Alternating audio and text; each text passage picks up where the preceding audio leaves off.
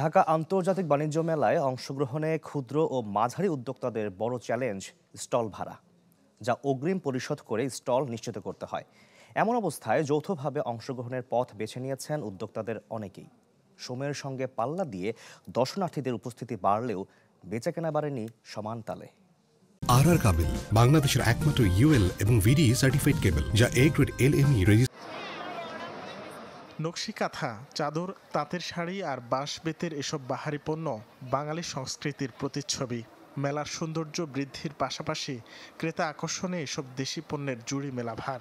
তাই তো বিসিক SME ফাউন্ডেশনের প্যাভিলিয়ন ঘিরে দর্শনার্থীদের ভিড়।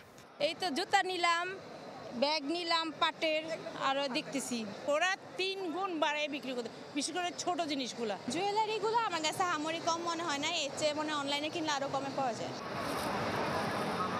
তবে সে প্রতিচ্ছবি সবার সামনে তুলে ধরতে বেগ পেতে হচ্ছে উদ্যোক্তাদের।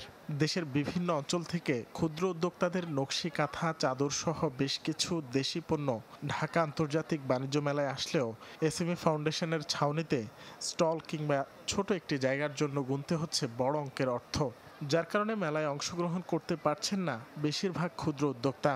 স্টল নেওয়াটা চ্যালেঞ্জ, এখানে 30 দিন ব্যাকআপ দেওয়াটা চ্যালেঞ্জ। হিউজ পরিমাণ প্রোডাক্ট নেই বা ব্যাকআপ দিতে পারবেন, অথবা যশোর বা প্রান্তিক লেভেল থেকে অনেক দূরে।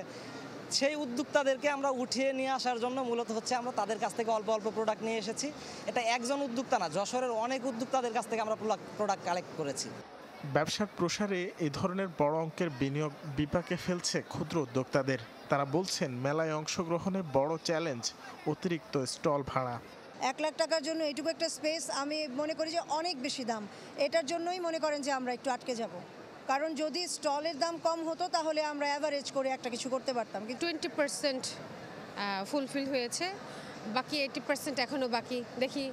তথ্য অনুযায়ী প্রথম 11 দিনে মেলায় এসেছেন 2 লাখের বেশি মানুষ, কিন্তু ক্ষুদ্র উদ্যোক্তাদের দাবি এই সময় পূরণ হয়েছে লক্ষ্যমাত্রার মাত্র 20%। রাকিব হোসেন, চ্যানেল 24, ঢাকা।